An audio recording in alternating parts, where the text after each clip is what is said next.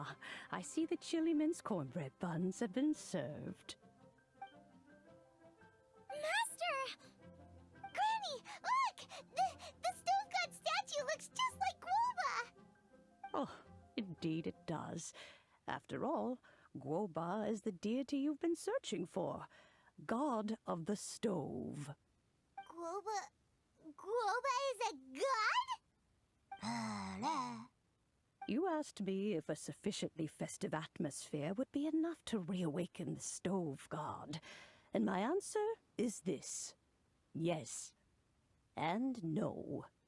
The stove god has always been a deity with great affection for the people, and who acts in response to their desires. To him, the heart's passions and the heart's desires are not the same thing. Passion can be a technique, a skill, something derived from experience. But desires, they are deeper, more innate. They are the heart's strength in its purest form. Masterful chefs is wonderfully exciting, but it is more an exercise of passion than of desire. And passion alone will not suffice to reawaken the stove god from his deep slumber. But just now, when Kuching ate this dish he had longed for, a deeply held desire was fulfilled. As well as receiving an answer to her question, she also gained something much more precious. A moment of poignant nostalgia so vivid, it felt like she was right there alongside her grandfather.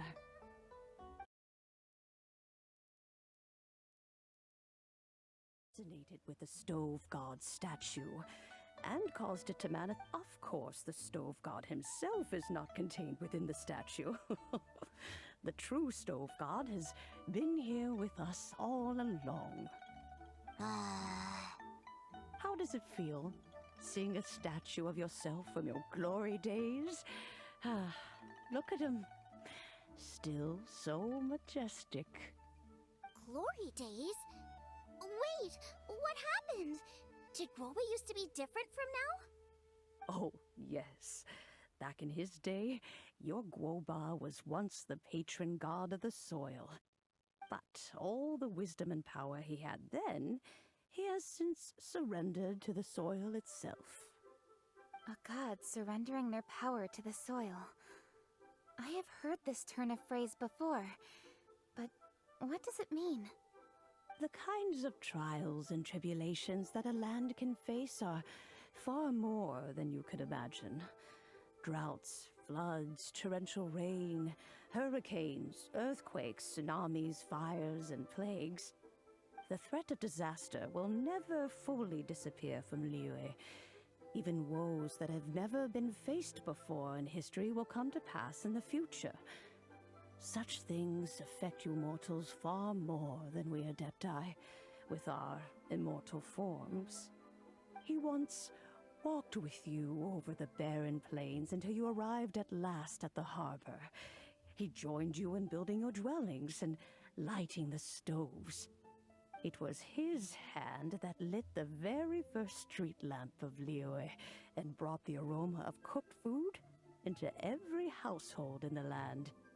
You mortals no longer remember him, but back in the age when you did, he was the closest of all the Adepti to the common folk.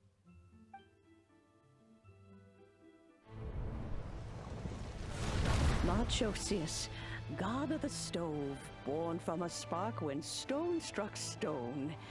He was a god with a great love for humanity and their well-being.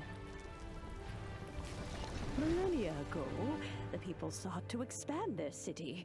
They built a dwelling on the plains and called it the Guili Assembly.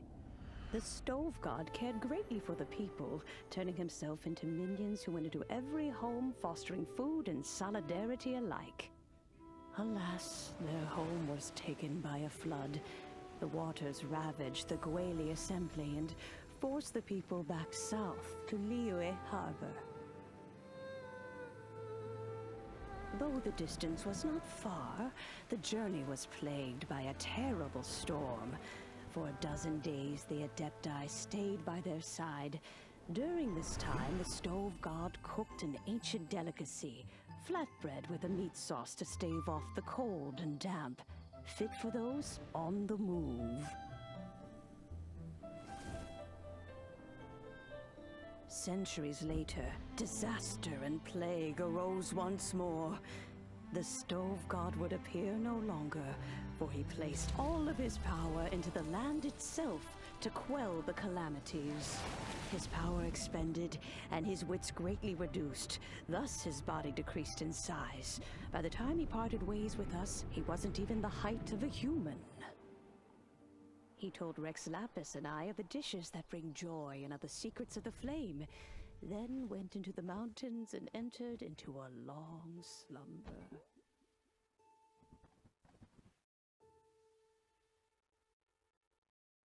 The stove god departed, and Guoba was born. When he awoke, he ate the Chiliman's cornbread buns placed on the offering table by a young lady in yellow.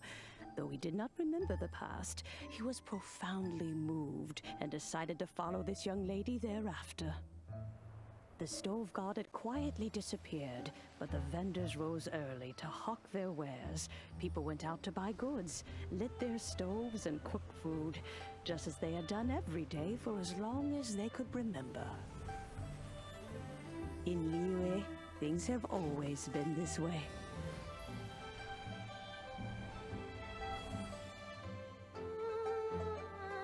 Nature provides, the mountains rejoice.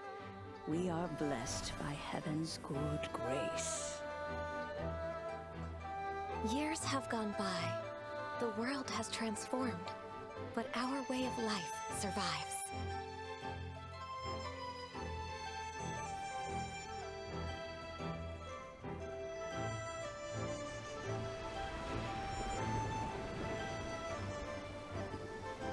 Fame and fortune is only a season.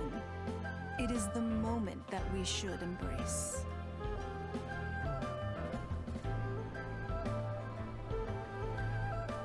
Past meets present.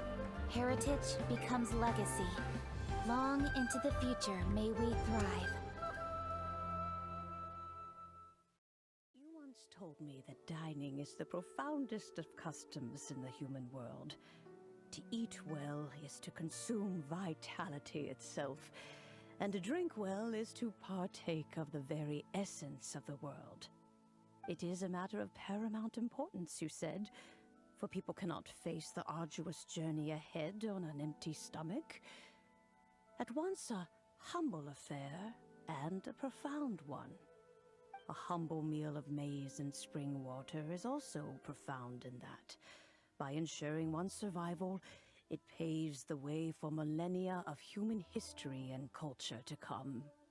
My dear friend, Liyue has changed so much while you have slept. Looking at the prosperity and beauty around us today. Woba, this is kind of a huge deal. Why didn't you say anything? He is not who he once was. Even the power of speech evades him now. There is no way he could have told you. Oh. Woba, but...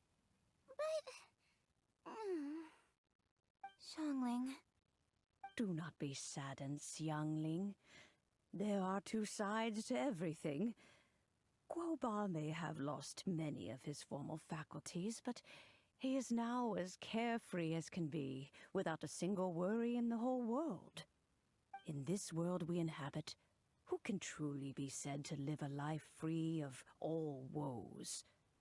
Those with the mind and with the knowledge will certainly be troubled by all manner of things.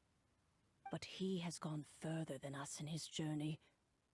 He had both wisdom and courage. Everything he took upon himself, he was also ready to part with. His carefree demeanor today is a testament to the fact that he is at rest. So since you are his friend, take good care of him. Go out to walk and play. Allow him to eat, drink, and be merry. I will! You can count on me! Xiangling, You have an adeptal affinity. Guoba follows you around because he has respect for you. The moment he awoke, he was met with a familiar flavor in the chili mince cornbread buns he ate. After all that time, he still recognized the dish he had invented, and he approved of you as the one who had cooked it. That's right. The taste of one's home cuisine always brings back memories of home. Though he remembered nothing, eating the food you had cooked gave him a feeling of familiarity. That is why he stuck by you. You may be the first person in history to give the stove god the experience of being a satisfied customer. That makes you quite a remarkable chef. If that's true, I couldn't be happier. Because putting a smile on customers' faces is what we chefs are called to do. Well then, it's getting late and I still have things to do. Time for me to say goodbye. Traveler, Paimon, Xiangling, thank you all very much. I look forward to spending more time together in the future.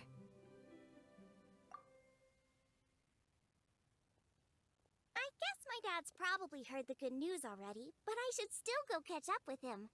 Master, it's been a while since you came by. Why don't you join me? He thinks about you all the time, you know. He's always telling me to invite you over. Oh, goodness me. Then, far be it from me to refuse. Off we go, then. Let's saunter over gently and see how all the city folk are getting along.